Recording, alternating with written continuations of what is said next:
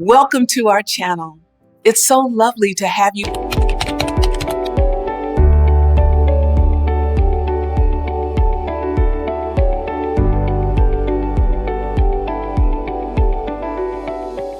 The fall of Cameroon's state-owned enterprises wasn't simply the result of an economic crisis. It was a fierce battleground of political influence, rampant corruption, relentless foreign pressure, and shadowy, behind-the-scenes negotiations. This is the inside story, the one you were never meant to hear. These are the controversies, the scandals, and the hidden politics behind the collapse of more than 30 of Cameroon's national corporations. Picture this. It's the 1980s and Cameroon is plunging into a deep recession. The economy is in free fall. Enter the International Monetary Fund and the World Bank. They arrive not as saviors, but as architects of a new economic order, and they carry a very strict, non-negotiable message for the government. Privatize your state-owned companies, or the financial lifeline stops. No more loans, no more support. To the public, this was presented as a bitter pill, a necessary sacrifice to heal the economy. But what the public didn't know was that the game was rigged from the very beginning. Many of the most significant privatizations were pre-negotiated deals. Long before any official tenders were announced, foreign companies had already identified the crown jewels, the most profitable state assets. They knew what they wanted, and they had allies in high places to help them get it. Years later, leaked internal communications and whistleblower testimonies would paint a damning picture of what really happened. Bidding conditions were secretly tailored and adjusted to favor specific foreign firms, effectively shutting the door on any serious local competition.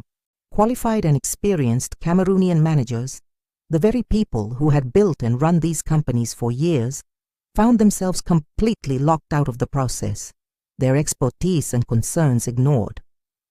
Perhaps the most cynical part of the strategy was the deliberate undervaluation of these state corporations. Assets were systematically devalued. Financial reports were manipulated to make healthy companies look sick and sick companies look terminal. In some of the most shocking cases, corporations worth billions of CFA francs, with vast physical assets and market potential, were sold off for symbolic prices, sometimes for as little as one single CFA franc. The official justification was to remove these burdens from the state's books. But for the thousands of workers who lost their jobs, and for the citizens who lost their national heritage, it felt less like restructuring and more like a hostile takeover. The IMF and World Bank called it structural adjustment. The workers on the streets, left with nothing, had a different name for it: economic colonization. Let's zoom in on one of the most critical sectors: electricity. It's the lifeline of the entire economy, powering homes, hospitals, and industries. The privatization of the national electricity company, Sonil, in 2001, remains one of the most controversial and fiercely debated transactions in the country's history. The deal was shrouded in secrecy, and opposition parties were sounding the alarm bells. Their question was simple and direct. Why would you sell a national strategic asset, a natural monopoly, to a foreign private company? It seemed to defy all economic and nationalistic logic. As the years went by, investigations by journalists and civil society groups began to uncover troubling details that confirmed the worst fears. First, the valuation of Sonil's assets was a sham. The company's vast network of dams, power plants, and transmission lines was valued at a fraction of its real worth, handing the new foreign owner, the American company AES, an incredible deal at the state's expense. For the employees, the transition was a nightmare. Many workers complained of unpaid retirement benefits and severance packages that never materialized, leaving families who had dedicated their lives to the company in financial ruin. And what about the promise to the public? The promise was that privatization would bring efficiency, investment, and lower prices. The reality was the exact opposite. Almost immediately after the takeover, electricity tariffs began to climb, squeezing household budgets and businesses alike. Meanwhile, the new management slashed maintenance budgets to maximize profits. The predictable result was a sharp decline in service quality. Recurring widespread blackouts became a grim feature of daily life, crippling the economy and frustrating millions. When AES later sold its stake to the British private equity firm Actis, the state found it had little to no control or leverage over its own energy sector. Fast forward to today, even as we approach 2025, the power supply remains notoriously unstable. The debate still rages in homes and on the streets. Did the privatization of Sonil actually help, or did it doom Cameroon's energy sector to a cycle of underinvestment and failure? Now let's turn to the railways.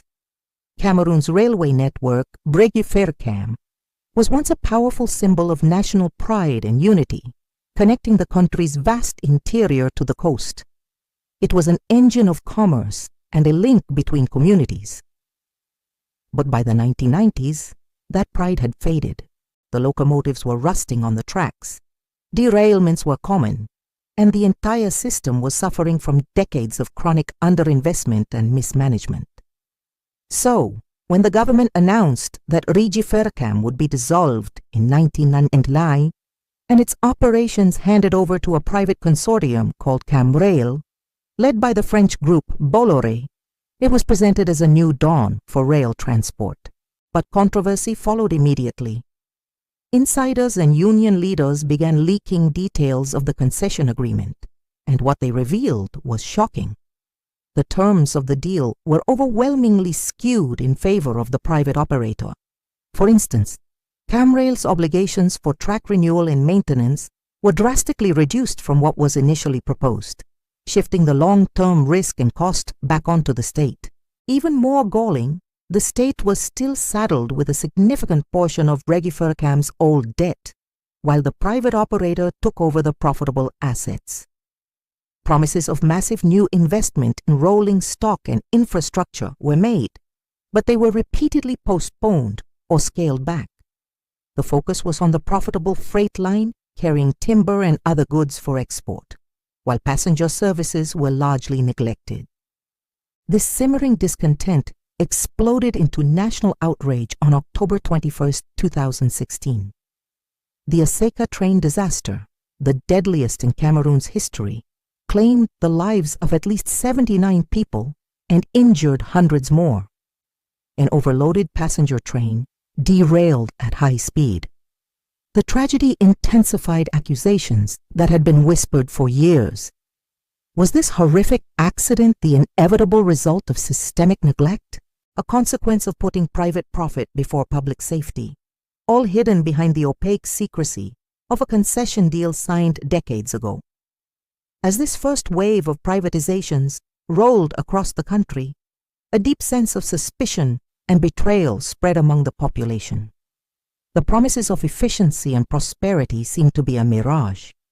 But the real scandals, the deals that would shake the foundations of the state and expose the deepest levels of corruption, were yet to emerge. The battle was moving to the most lucrative sectors: aviation, the ports, banking, and agriculture. The story was far from over. The next wave of privatizations hit the very sectors that once defined Cameroon's global reputation: aviation, palm oil, rubber, cotton, and cocoa. These were not just companies. They were the backbone of the economy, sources of national pride. But what followed was one of the most dramatic and controversial series of industrial collapses seen anywhere in Africa. We'll examine how these pillars of the Cameroonian state crumbled, leaving a legacy of debt, displacement, and a heated debate that continues to this day. It's a story of ambition, mismanagement, and lost fortunes. Let's start with the story of Cameroon Airlines, fondly known as Kama Air. For years, it was a symbol of national ambition, nicknamed La Propreté, meaning the clean one, for its pristine aircraft and professional service. It was the star of the sky, connecting Cameroon to the world. But behind this gleaming facade, a shadow loomed. A culture of corruption began to eat away at the airline from the inside out, turning a symbol of pride into a textbook case of mismanagement. According to former employees and investigative reports, the problems were systemic. Take spare parts, for instance. Procurement deals were allegedly inflated by as much as 200%. Imagine buying a simple bolt that should cost $10, but paying $30 for it. Now multiply that across an entire fleet of aircraft. The money had to be coming from somewhere, and it was draining the airline's coffers dry. Then there was the issue of ticket sales. Sophisticated internal networks reportedly diverted ticket revenue away from the company's accounts and into private pockets. Flights would appear fully booked, but the airline would see only a fraction of the income. The rot didn't stop there.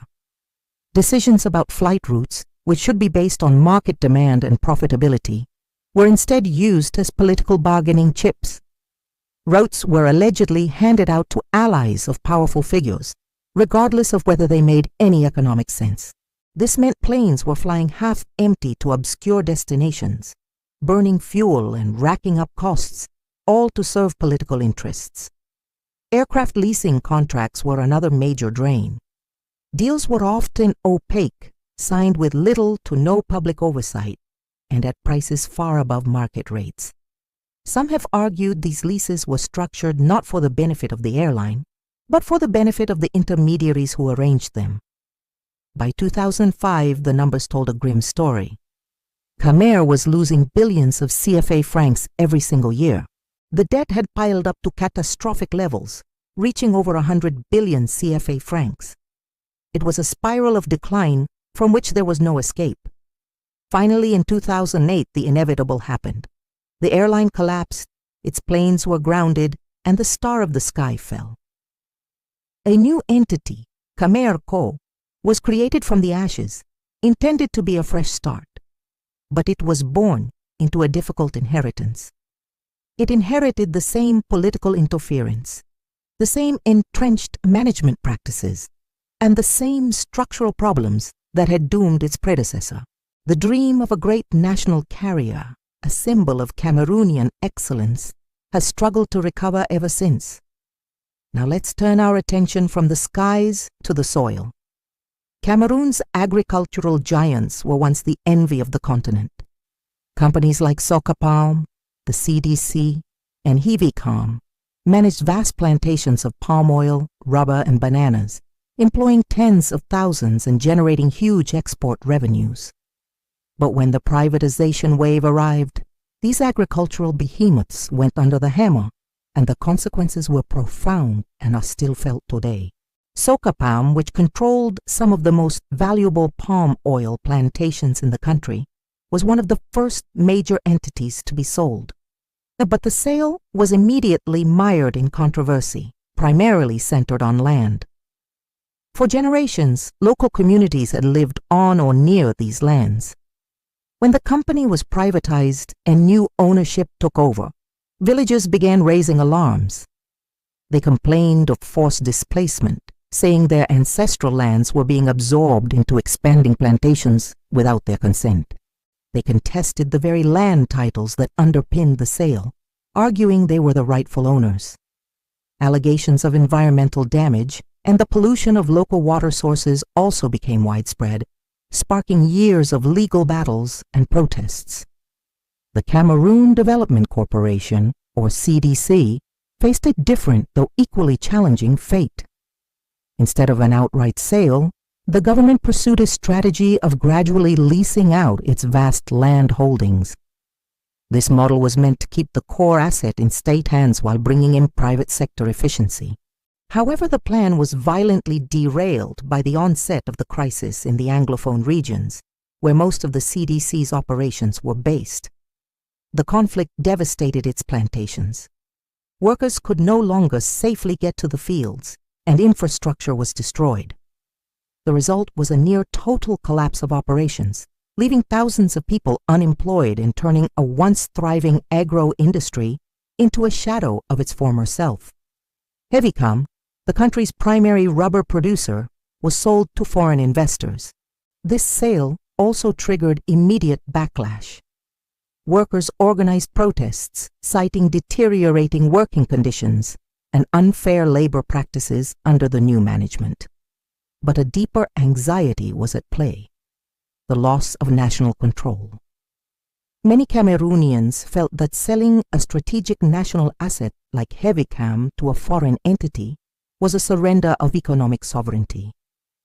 Other state-owned agro-industries like Simri, Sodarim, and Sodekao, which were crucial for rice, wheat, and cocoa production, were quietly dissolved. Their assets were absorbed by various private interests, often with little public disclosure or debate. To this day, Cameroonians are divided on the legacy of these privatizations. Was it a necessary modernization, or did the nation lose control of its agricultural backbone for far too little in return? The debate rages on. Next, we move to the arteries of the economy: the ports and shipping sector. Control of the port of Douala, Cameroon's most strategic economic asset and the main gateway for trade across Central Africa, became the subject of an intense geopolitical contest. The privatization of Camship, the national shipping line, and the subsequent battle for control over port terminals revealed just how high the stakes were. When Camship was privatized, the transition was far from smooth. Dock workers, who had been state employees for years, accused the new management of orchestrating mass layoffs to cut costs. The human toll was immense, with many families losing their primary source of income overnight. At the same time, businesses that relied on the port began to complain. Port fees increased, making imports more expensive and exports less competitive. And with the dissolution of Camship, Cameroon lost its national shipping line, making the country entirely dependent on foreign companies for its maritime trade. This dependency became even more pronounced in the years that followed. The French conglomerate Bolloré won major concessions to manage the key container terminals at the port. Critics immediately sounded the alarm. They argued that a single foreign company had gained near total control over the main gateway, not just for Cameroon, but for landlocked neighbors like Chad and the Central African Republic. This created a virtual monopoly, giving one corporation immense leverage over the economic life of an entire region.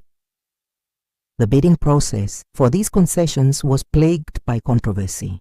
Allegations of rigged tenders and political favoritism were rampant, with rival bidders claiming the process was unfair. The controversy grew so intense that it sparked diplomatic tensions and high-profile legal challenges that went on for years. The battle for the port of Douala became a symbol of the larger struggle over who would control Cameroon's economic future. But even these massive scandals, which played out in the public eye, pale in comparison to the internal battles that were raging within Cameroon's financial institutions. Behind the closed doors of the nation's banks and credit houses, fortunes were being made and lost in silence, far from the gaze of the public. That's where our story will take us next. Thanks for watching. If you found this deep dive interesting, make sure to like, subscribe, and hit the notification bell so you don't miss the next part of our series. The final wave of privatization targeted Cameroon's banks, water companies, and industrial firms. But behind the official reports were stories of political rivalry, hidden enrichment, and shattered public trust. This was more than just a simple transfer of assets. It was a complex web of deals that reshaped the nation's economic landscape, often in ways the public never saw. These privatizations were meant to bring efficiency and investment, but what actually happened? Let's start with the banking sector. The privatization of banks became one of the least transparent processes of the entire economic restructuring. Take BISEC, for example. Even before its partial privatization began, a bombshell dropped: internal fraud and a massive portfolio of politically connected bad loans had severely weakened the bank. It was a clear sign that the problems ran deep. But BISEC wasn't an isolated case. Other major banks like Crédit Agricole, Fonadair, BCD, and Bicic all shared a similar tragic fate. Most of them collapsed, and the reasons read like a textbook on institutional failure. Rampant mismanagement, political favoritism, where loans were given based on connections, not creditworthiness, and billions in unrecoverable loans handed out to elites. To make matters worse, crucial financial records often went missing, conveniently erasing the trail of who owed what and who approved the loans. The aftermath was just as murky. Some of these failed banks were quietly liquidated, their assets sold off without public scrutiny. Others simply disappeared, swallowed up in mergers that buried their troubled histories. The process was rushed and opaque, leaving the public wondering where all the money went and who was held accountable. It seemed the goal wasn't just to sell the banks, but to obscure the mismanagement that had brought them to their knees in the first place.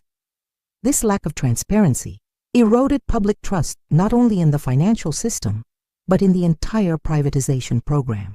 People saw state assets, built with public money, being dismantled in a process that seemed to benefit a select few while leaving the country's financial health in a precarious state. It was a story of lost opportunity and squandered public wealth. Now let's turn to a resource as vital as money: water. The privatization of the National Water Company, SNC, followed a similar path to the electricity sector. It was privatized through a concession. The idea was to bring in a private operator to manage and improve the water supply network, but the transition was troubled from the very beginning. Workers from the old state-run company raised alarms, alleging that their salary arrears, money owed to them for months of work, were never settled as promised. They also claimed that valuable equipment and assets mysteriously disappeared during the handover period between the public and private entities, leaving the new operator with a depleted infrastructure. This created immediate operational challenges and a sense of betrayal among the workforce. The problems didn't stop there. Once the private company took over, consumers expected better service. Instead, many experienced the opposite. Water tariffs began to increase, but these price hikes did not come with the clear improvements in water quality or supply reliability that people were promised.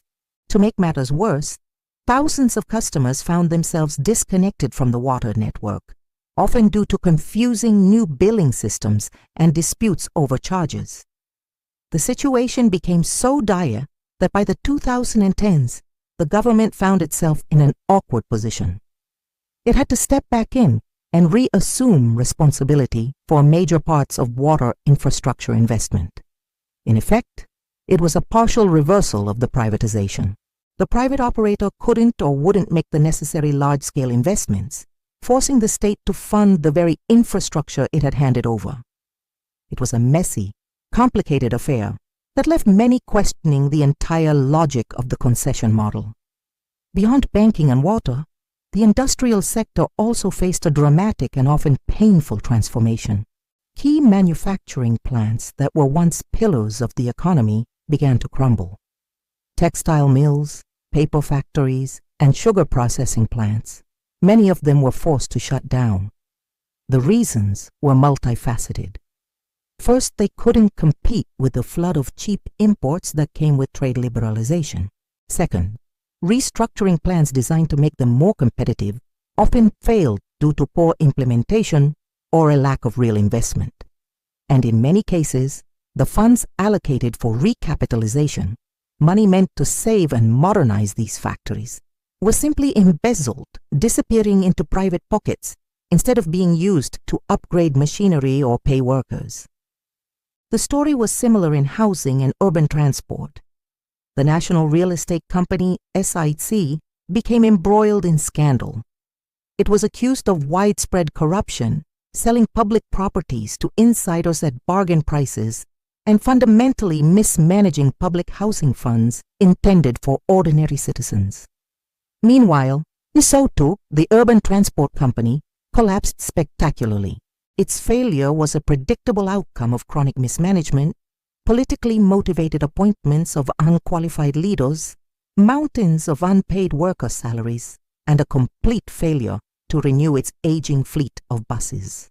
The privatization and restructuring era, which promised efficiency and growth, ended up hollowing out much of Cameroon's industrial and public service base, leaving behind a trail of failed companies and broken promises. From electricity to aviation, banking to agriculture, Cameroon's privatization story is filled with ambition, mistakes, foreign pressure, and internal power struggles.